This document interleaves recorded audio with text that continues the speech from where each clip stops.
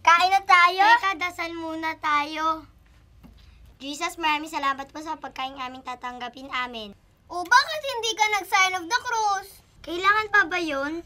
Ang mabuti pa, itanong natin kay Father. Father, bakit po ba nagsa-sign of the cross ang mga Katoliko? Bakit nga ba tayo nagsa-sign of the cross sa ngalan ng Ama, ng Anak, at ng Espiritu Santo? Alam nyo, ang sign of the cross, maiahalin tulad natin sa isang ID. Diba pag ikaw ay papasok sa eskwelahan, bago ka makapasok sa gate, kailangan mong pakita sa guard ang iyong ID. Ang ID kasi, nagpapakilala kung sino ka. Ganyan din ang sign of the cross para sa ating mga Kristiyano, sa ating mga Katoliko. Kapag ginagawa natin ang tanda ng krus, pinapakilala natin kung sino tayo.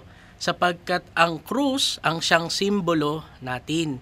Yan ang ating pagkakakilanlan. Nung si Jesus ay namatay sa krus, yung krus ang naging tanda ng ating kaligtasan. Kaya tuwing tayo ay nag-aantanda ng krus, kinikilala natin, inaalala natin ang ating kaligtasan. Ipinagmamalaki natin, iniligtas ako ni Jesus. Hindi niya natatandaan, marahil ang inyong binyag, kayo'y mga sanggol pa nun.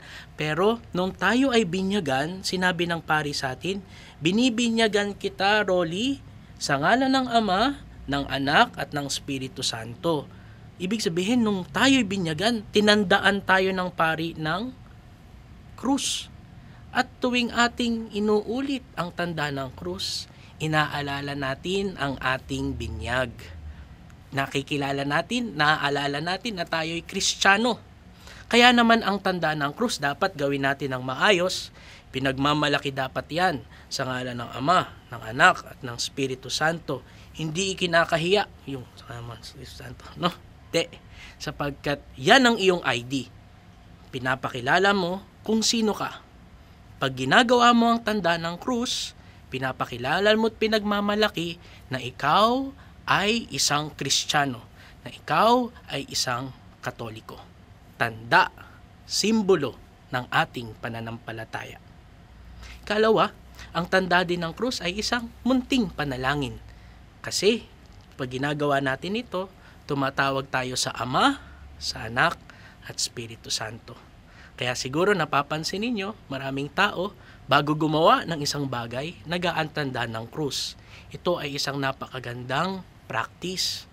Ginagawa natin ito upang ipakita natin na kahit sa maikling pamamaraan, tumatawag tayo sa ating Diyos na Ama, Anak, at Espiritu Santo. Kaya paalala, kapag ginagawa natin ang tanda ng krus na ating simbolo, ating ID, dapat gawin natin ng maayos. Sapagkat dapat nating ipinagmalaki, Kristiyano ako, anak ng Diyos Ama, kapatid ni Hesukristo, at laging ginagabayan ng Espiritu Santo.